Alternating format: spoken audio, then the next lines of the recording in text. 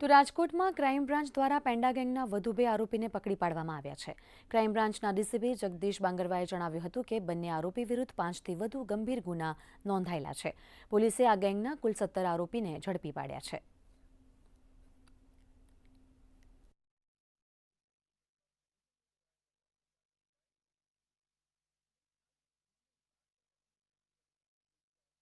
આ ગુનામાં કુલ 17 આરોપી હતા, જેમાં 15 આરોપી પોલીસ કસ્ટડીમાં હતા અને અમુકને પકડી લીધેલ હતા।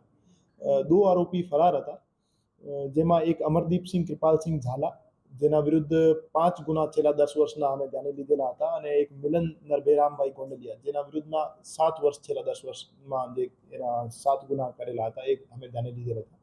આ બંને આરોપીઓને ક્રાઇમ બ્રાન્ચ દ્વારા પકડી પાડવામાં આવેલ છે।